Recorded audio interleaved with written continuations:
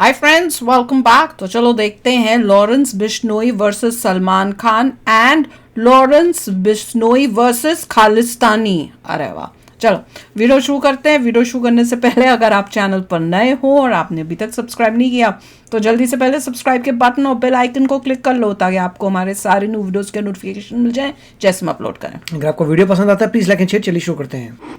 दोस्तों जय हिंद, वंदे मातरम। मेरा नाम है सुरमैश्वरी और आप देख रहे हैं ज्ञान जरा हटके। और आज इस वीडियो में हम लोग बात करने जा रहे हैं साबरमती के उस संत के बारे में जो कि आज की तारीख में खालिस्तानियों का अंत करने पे तुला हुआ है। मतलब इतना तो इजराइल वालों को देख के हमास के लोंडे लपाड़ियों की पेंट गीली नहीं हो रही जितनी इस लॉरेंस बिश्नोई के नाम से इन खालिस्तानियों की चड्डियां पीली हो रही। और खौफ का आलम ये चल रहा है भाई साहब कि आज की तारीख में तो चड्डी और झंडे का कलर एक हो चुका है। पता ही नहीं चलता कि कौन सी चड्डी और कौन सा झंडा। वैसे इसका एक फायदा भी है भाई, अब झंडा बनाने के लिए पैसे खर्च करने की जरूरत नहीं है। जब भी अंदर से खालिस्तान की चुल मचे तुरंत फोन निकालो, लॉरेंस बिश्नोई का फोटो देखो, चड्डी के झंडे में तब्दील होने का इंतजार करो और फिर चड्डी को डंडे पे लगाओ और लेके रहेंगे खालिस्तान कहते कहते शुरू हो जाओ। इससे अच्छी स्कीम कहाँ मिलेगी भाई साहब। और मैं तो इन खालिस्तानियों को बोलता हूँ कि भैया अगर खालिस्तान चाहिए तो ले लो ना, किसने मना किया है, कौन रोक रहा है तुमको। ये लॉरेंस बिश्नोई खालिस्तान अपनी थाली में सजा के तुम्हें देने के लिए एयरपोर्ट पे तुम्हारा इंतजार ही कर रहा है, आओ और ले लो। लेकिन नहीं, आने में फट रही है तुम्हारी, मतलब फट फट के फरीदाबाद हो चुकी है। भारत आने को तैयार नहीं है। आने का बोलो तो अमेरिका में बैठे हुए अपने अब्बू याद आते हैं। अच्छा वैसे यहाँ पे बहुत लोगों के मन में ये सवाल आ रहा होगा कि भैया जब ये खालिस्तानी लफंगे अमेरिका और कनाडा में बैठ के भारत के झंडे फाड़ रहे हैं, भारत की एम्बेसीज के ऊपर हमला कर रहे हैं, इंडियन एयरलाइंस के प्लेन्स को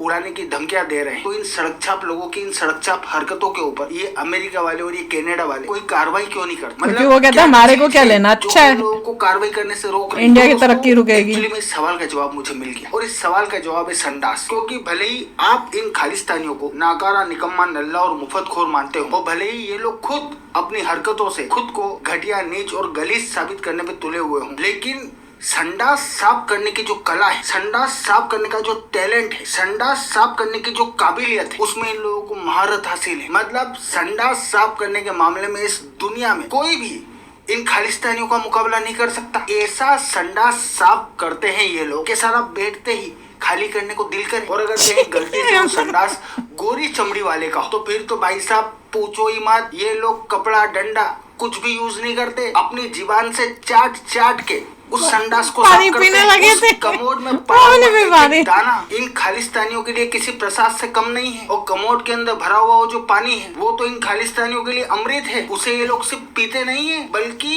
उसमें डुबकी लगाते हैं और फिर बाहर आके जोर जोर से चिल्लाते हैं कि हालेलुया। खैर ये तो हम लोग ताजा विषय से भटक गए। हम लोग बात कर रहे थे लॉरेंस बिश्नोई के खौफ के बारे में। जी हाँ, खौफ। और खौफ का आलम ये चल रहा है भाई साहब कि वो आदमी जो कि डॉन से शरीफ बन चुका था, उसने लॉरेंस बिश्नोई का नाम सुनने के बाद में पहले तो लॉरेंस बिश्नोई को उसकी अक्ल ठिकाने लगाने की धमकी दी। लॉरेंस बिश्नोई डरते हो बंदा कर रहा है, लेकिन सच्चा मुसलमान तुझसे डरेगा नहीं, क्योंकि सच्चा मुसलमान अल्लाह का खौफ खाता है।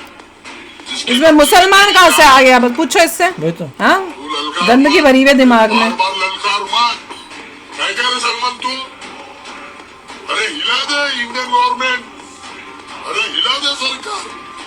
पहला दम है, दम है तेरे में दम, और है मुंबई के भी मियां भाई के अंदर दम है, दम है मुंबई के मियां भाई। कितनी हिम्मत होती है, ऐसे पब्लिक में आके बोल लेते हैं ये लोग, कोई डर ही नहीं है। अबे राजस्थान से ले लेंगे उसको, तुम मियां भाई को कमजोर समझे क्या? और फिर इस धमकी को देने के बाद में जब अगले ने लॉरेंस बिश्नोई का इतिहास पढ़ा और फिर जब अगले को ये बात पता चली कि भैया लिस्ट में नाम कभी भी आ सकता है, तो अगले ने, अब मैं क्या बोलूं, अब भाई साहब के मुंह से सुन लो। बिश्नोई समाज की बाबा खान बहुत इज्जत करता है, मैं बहुत रिस्पेक्ट करता है, उसको धार्मिक डॉन का नाम दे रहे। लेकिन मैं जहाँ तक समझता हूँ कि लॉरेंस तू गैंगवार करना चाहता है, लेकिन इतना समझ में आया दोस्त, तूने तेरे समझ अच्छा ये अपने आपको बाबा खान बोलता है। हत्या नहीं की, तू सच्चा इंसान। बाबा खान, तो मैं जहाँ तक समझता हूँ लॉरेंस तू समझदार है। ये भी बाबा बन गया। इंटरव्यू सुना है, वो भी तो बाबा, क्या नाम था उसका, सिद्दीकी और गौशाला होते होंगे।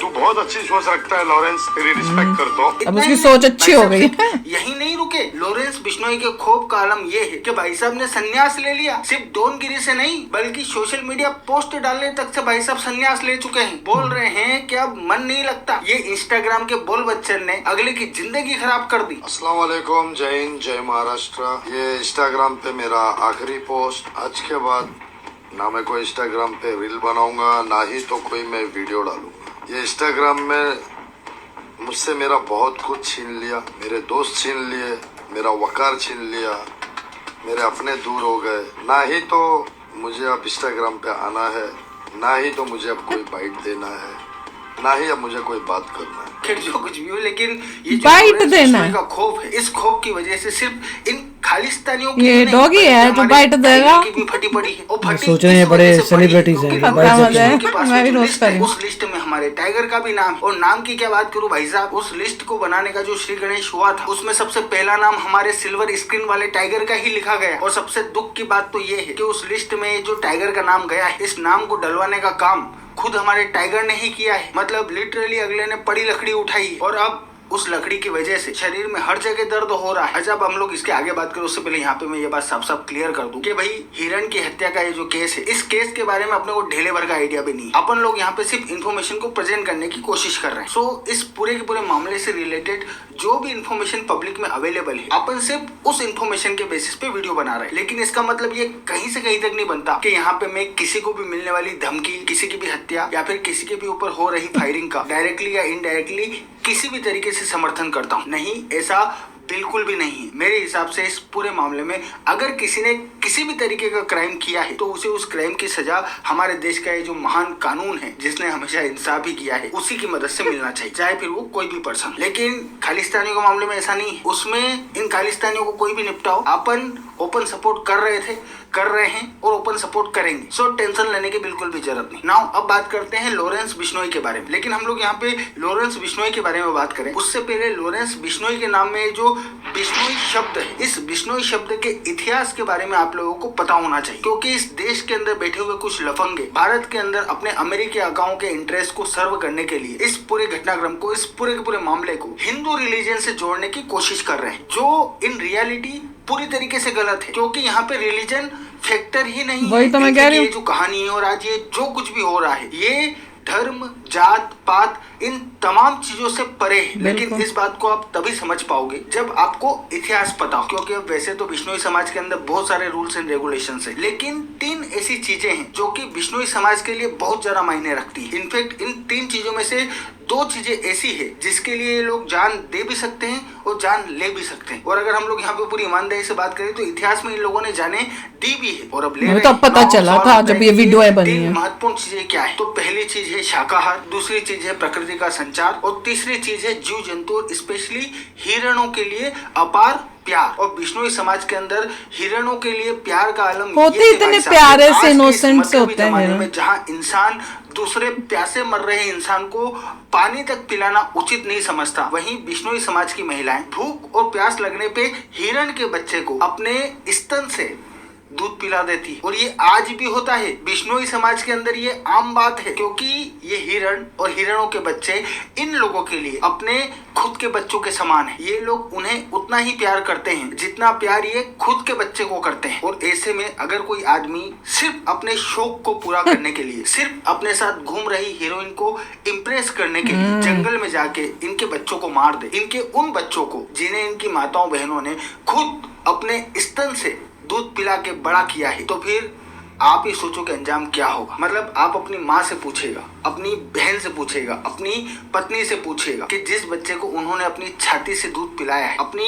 गोद में पाल पोस के बड़ा किया है, अगर कोई आके बिना किसी मतलब के, बिना किसी रीजन के, सिर्फ अपने शौक को पूरा करने के लिए उनके उस बच्चे को मार दे, तो क्या वो सहन कर लेंगे क्या? मतलब सच्ची बता रहा हूँ, 1% भी सहन नहीं होने वाला। और मैं यहाँ पे इस चीज से इस वजह से रिलेट कर पा रहा हूँ क्योंकि ऑस्कर को इत्तू सा लाया था मैं, अपनी गोद में पाल पोस के बड़ा किया है मैंने उसे। ऑस्कर को कहीं गलती से खरोच आ जाए, कोई ऑस्कर के लिए बुरा बोल दे तो मेरे से बिल्कुल सहन नहीं वही होता। तो, मतलब आज हम तो ऑस्कर इसलिए को नहीं आए रखते कि लगभग भैया 4.5 दर्द साल होती हो है। गए हैं। इस घर के अंदर हम तमाम लोगों के खाने की व्यवस्था बाद में होती है, सबसे पहले वाह। ऑस्कर के खाने की व्यवस्था होती है। और शायद मेरी ये बात आप लोगों को बुरी लगे, लेकिन बिश्नोई समाज का जानवरों के प्रति जो प्यार है वो समझाने के लिए बोलना बहुत जरूरी है। भाई वो बच्चा जो कि कल आगे चल के आपको पालेगा, आपके बुढ़ापे का सहारा बनेगा, आपके वंश को आगे लेके जाएगा, उस बच्चे को पाल पोस के बड़ा करना, उस बच्चे की परवरिश के ऊपर लाखों रुपए खर्च करना कोई बहुत बड़ी बात नहीं है। क्योंकि बेशक ये प्यार है, लेकिन इस प्यार में कहीं ना कहीं स्वार्थ है। छुपा है। बट वो बच्चा जिसके पास बदले में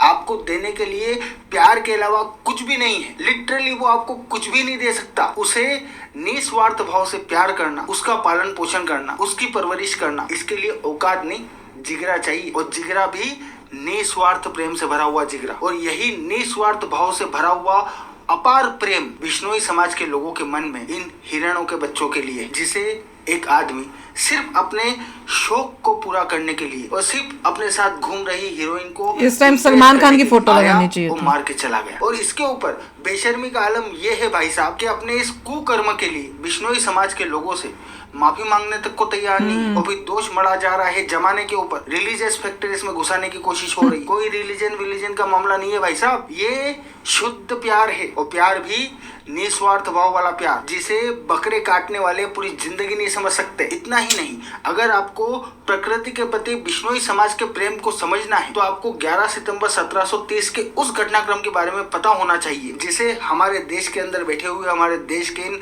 फर्जी इतिहासकारों ने हमारी पुस्तकों के अंदर लिखा नहीं है। लिखा। मतलब वो हमें तो पता ही कहानी नहीं जो था। कि इस देश के बच्चे को पता होना चाहिए, उस कहानी को इन लोगों ने सीधे सीधे उससे बच्चों को भी सीख आती कि कैसे जानवरों से प्रकृति से प्यार करना। 1730 का दिन था और जगह गलत थी पूरी हिस्ट्री सब गलत है। गंद हिस्ट्री खेजड़ी बनाता गांव। है। 11 सितंबर 1730 के दिन खेजड़ी गांव के लोगों को ऑल ऑफ द सडन इस बात का पता चला कि भैया मेवाड़ के जो महाराज है उन्होंने उनका वो जो फुल महल बन रहा था उसमें लकड़ियों की जो महल के लिए requirement है, लकड़ी उस चाहिए। रिक्वायरमेंट को पूरा करने के लिए जोधपुर के खेजड़ी गांव में जो खेजड़ी का पेड़ लगा हुआ है, अपने सैनिकों को उस पेड़ को काट के उस पेड़ की लकड़ियों को लाने का आदेश दिया है। और जब ये खबर खेजड़ी गांव के लोगों तक पहुंची तो उस पेड़ को कटने से बचाने के लिए अमृता देवी नाम की एक महिला ये स्टोरी जाके उस पेड़ पूरी से चिपक हिंदी गई। की बल्कि बुकों में ही उसने डाल देते महाराजा अगर के हिस्ट्री में नहीं सैनिकों को डालनी बोल थी। दिया कि भैया अगर उन्हें इस पेड़ को काटना है तो इस पेड़ को काटने से पहले उन लोगों को अमृता देवी की गर्दन काटना हो। जो महाराजा के सैनिकों ने काटी, और सिर्फ अमृता देवी की गर्दन ही नहीं कटी बल्कि अमृता देवी के मरने के बाद उनके पति उस पेड़ को बचाने के लिए आए तो उस पति की गर्दन को भी काटा गया। फिर उनके बच्चे बेटियों उस पेड़ को को भी। बचाने के लिए आए तो उन बच्चों की गर्दनों 3 को भी काटा बेटियां गया। थी। और फिर बच्चों के मरने के बाद जब गांव के लोग उस पेड़ को My बचाने के लिए आए God। तो गांव के लोगों की सब के गर्दनों को सब भी आ काटा गए। गया। और आप लोगों को इस बात के ऊपर विश्वास नहीं होगा, और राजा कितना गंदा था, गांव में ये उस सोचो। खेजड़ी के पेड़ को कटने से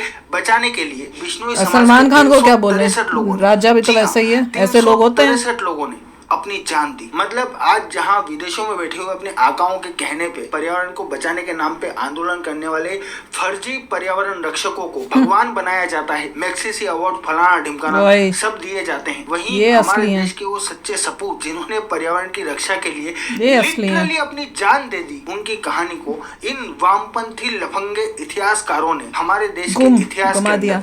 जगह तक देना उचित घुमा नहीं दी, समझा। इस घुमा तरीके दिया, की पता ही नहीं। गौरवगाथा और प्रकृति के प्रति अपार और निस्वार्थ भाव वाले प्रेम से भरी हुई इस कहानी को लिखने के बजाय इन वामपंथी इतिहासकारों ने उस लफंगे को प्रेम का देवता बना के हम लोगों के सामने परोसा, जिसने शाहजहां। तकरीबन 70 वही। लाख लोगों को भूख से मार के अपनी हमें भी ऐसे एक लगता था नंबर जब की पढ़ते बेगम थे। के लिए, जो कि उसके 14 बच्चे को जन्म देते हुए निपट गई, उसके लिए मकबरा बनाया। मतलब सचमुच में सोचने वाली बात है। 27 अप्रैल 1593 के दिन मुमताज का जन्म हुआ। 1612 में शाहजहां से उसकी शादी हुई और साल 1631 में वो शाहजहां के 14वें बच्चे को जन्म देते हुए निपट गई। मतलब 19 साल की शादी में 14 साल उस औरत के सिर्फ प्रेगनेंसी में चले गए। अब आप लोग यहाँ पे खुद सोचो कि वो आदमी जो अपनी बीवी को तकरीबन हर साल के 365 दिन प्रेगनेंसी में रखता हो और हर आने वाले नए साल में अपनी बीवी को प्रेगनेंसी के पेन से गुजारता हो, क्या वो उस बंदी से प्यार करता होगा? मतलब प्यार तो छोड़ो भाई साहब, वो आदमी उस औरत की रेस्पेक्ट भी नहीं करता होगा। लेकिन फिर भी इन लफंगे वामपंथी इतिहासकारों ने इस उसके बाद उसके बाद शादी एक और भी कर ली थी ना, ऐसे भी तो था कुछ हिस्ट्री में। पड़ेगी कि इस मुगल के जमाने में सबसे पहले और सबसे बुरी तरीके से नंगे ये मुगल ही हुए हैं। फिर जो कुछ भी हो, हम लोग बात कर रहे थे बिश्नोई समाज That's और the प्रकृति की invaders. रक्षा के लिए उनके द्वारा किए गए उन्होंने बलिदान हमारी के बारे में, सोसाइटी भी प्रकृति खराब की कर रक्षा दी। के लिए History has to बलिदान be देने fixed. की ये जो परंपरा है, ऐसा नहीं है कि ये परंपरा इतिहास के पन्नों में खो चुकी है और ये सब इतिहास की ही कहानियां हैं, नहीं। 3 अक्टूबर 1996 का दिन था। जगह थी बीकानेर जिले की डूंगरपुर तहसील, जहां के बाडनू गांव में रहने वाले निहाल चंद बिश्नोई ये को भी- all of ये the भी हमने sudden सुना ये है खबर अभी। मिली कि भैया कुछ शिकारी जंगल के अंदर हिरणों का शिकार करने के लिए आए। तो वो बंदा बिना किसी देरी के उन शिकारियों से उन हिरणों को बचाने के लिए जंगल की ओर चला गया। हाँ, बेशक वो उन हिरणों को उन शिकारियों से नहीं बचा पाए, क्योंकि वो उनकी- पहुंचे उससे उनको पहले लेके ही नहीं शिकारी जाने दिया। हिरणों को मार चुके थे। लेकिन निहाल चंद नाम के बिश्नोई समाज के उस बंदे ने उन शिकारियों से गोली खा ली, लिटरली अपनी जान दे दी, बट उस जंगल में पड़ी हुई हिरण की लाश को उस नहीं आदमी जाने ने उन शिकारियों को ले जाने नहीं नहीं दी दिया। और प्रकृति की रक्षा करते ये हुए है उनके द्वारा actual। दिए गए इस परम बलिदान के लिए साल 1999 में शहीद निहाल चंद बिश्नोई को भारत सरकार ने शौर्य चक्र से सम्मानित किया और भारत के इतिहास में निहाल चंद बिश्नोई शौर्य चक्र से सम्मानित होने वाले पहले ऐसे भारतीय हैं जो इंडियन आर्मी से बिलोंग नहीं करते थे। और ये तो सिर्फ 2 कहानियां हैं जो मैंने आप लोगों को सुनाई है। बिश्नोई समाज का जो इतिहास है वो इस तरीके की हजारों कहानियों से भरा पड़ा है। सो प्रकृति की रक्षा करना, प्रकृति की रक्षा के लिए अपनी जान देना और प्रकृति की रक्षा के लिए हर हद पार करना बिश्नोई समाज के लोगों के खून में है, क्योंकि इनकी माताएं, इनकी बहनें, इनकी बीवियां उन जानवरों के बच्चों को अपनी गोद में पालती है, अपनी छाती का दूध पिला के बड़ा करती है। और इसी वजह से सितंबर 1998 में जब ये खबर निकल के आई कि भैया बॉलीवुड के एक एक्टर ने सिर्फ अपने मुझे मनोरंजन याद के है लिए और तो अपने विनीत भाई। साथ घूम रही हीरोइन को इम्प्रेस करने के लिए काले हिरणों का शिकार करके उन्हें मार दिया और भी शायद पका के भी खाया। और याद रखिएगा, हिरण को मारते हुए बिश्नोई समाज के एक आदमी ने उस एक्टर को देखा भी। तो इस खबर के आने के साथ ही बिश्नोई समाज के एक आम घर में बैठे एक बच्चे ने इस बात की सौगंध खाई कि वो ना सिर्फ उस हिरण की मौत का बदला लेगा बल्कि उस एक्टर को उसके अंजाम तक पहुंचाए, और अगर बीच में कोई आता है तो वो भी जाएगा। और उसी बच्चे को आज पूरी दुनिया लॉरेंस बिश्नोई के नाम से जानती। बाकी तो मैं हूँ आपका दोस्त सरोवर, आप देख रहे थे ज्ञान जराट की। Thank you for watching, I really appreciate your time. बड़ा अच्छा वीडियो बनाया है, समझाया है। जिसके पास इतनी अक्ल नहीं है कि ये बंदा सही है कि नहीं है लॉरेंस बिश्नोई, वो अभी तक इसको जज नहीं कर पा रहे या डिसीजन नहीं, या उसको गलत समझते हैं, उनको बार बार इतनी वीडियोस देख के समझाया जा रहा है कि पहले स्टोरी समझो, पीछे क्या हुआ, ये क्यों लॉरेंस जो है ये सलमान के पीछे है। और ये हम भी बोल बोल के थक गए कि पहले जो बिश्नोई कम्युनिटी थी वो कोर्ट के पास गई है, वो वहां गई है कि भैया हमें न्याय दो, और न्याय मिला। 25 साल हो गए। जो बच्चा 4 साल का था लॉरेंस बिश्नोई, वो अब इतना एज का हो गया है 25 साल में। वो सलमान खान जो उस टाइम यंग था वो बुढ़ा हो गया है, और अभी तक बिश्नोई कम्युनिटी को जो है इंसाफ नहीं मिला। तो भाई बताओ क्या करना चाहिए बिश्नोई कम्युनिटी को, क्या करे वो बच्चा जो तब से इतने सालों से वेट कर रहा है कि इंसाफ मिलेगा और इंसाफ नहीं मिला। तो जब लॉ ही कुछ नहीं कर रहा तो फिर लॉ जब कुछ नहीं करेगा और जिसके ऊपर नाइंसाफी होगी वो क्या बंदा करेगा। और बिल्कुल ठीक बोल रहे हैं, जब वो उनको अपने बच्चों की तरह समझते हैं और तुम अपने शौक के लिए, हैं, शौक के लिए हीरोइनों को लेके साथ में जाके उनको इम्प्रेस करने के लिए कि मैं पता नहीं कहाँ का क्या बन गया हूं, तुम जो है इनोसेंट जानवरों को, वो भी जहां पे इलीगल है हंटिंग, वहां पे जाके तुम हंटिंग करते हो, उनको मारते हो। और मैंने भी ये सुना था मार के उसको खाने का भी था, शायद खाया भी है इन लोगों ने। तो फिर बताओ तुमको क्या तुम्हारे ऊपर कोई कुछ ना होए और तुम धड़ल्ले से अपनी जिंदगी बिता रहे हो, तो कुछ ना कुछ तो न्याय तो होना चाहिए ना। तो चलो देखिए, मैं तो लास्ट में सिर्फ यही कहूँगा कि लोगों को जुडिशरी से पूछना चाहिए कि ये केस अभी तक सॉल्व क्यों नहीं हुआ। बिल्कुल, आपकी नेक्स्ट अपॉइंटमेंट में टाइम क्यों लग रहा है? आपको 20-25 साल लग जाते हैं एक केस सॉल्व करने के लिए, जो चीज़ें 1 साल में हो जानी चाहिए। चलो तो कोर्ट ही बंद कर दो, 25 साल रुक गए, कोर्ट बंद कर दो। 25 साल लग गए तुम्हें 1 साल के काम के लिए। तो जुडिशरी क्या बोलना चाहती है इसके बारे में? बोल के वही तो है कि वो वैसे अयोध्या का भी तो यही केस था, गवर्नमेंट अयोध्या का को केस पूछना चल रहा चाहिए था, जुडिशरी से, जिन्होंने तो चल क्या फाइट रहा किया है? था अयोध्या मंदिर के लिए, वो तब जब कब आया उसका रिजल्ट, जब वो लोग ही नहीं रहे हैं। क्यों है ऐसा? ये कोर्ट सिस्टम है। How can a person be on bail all his life? चल क्या रहा है भाई? पूरी लाइफ वो तो बेल पे बैठ गया। वही तो। मतलब क्राइम करो और आराम से रहो। जिंदगी भर बेल पे। वाह, हाउ इज दैट वाह, पॉसिबल? वाह।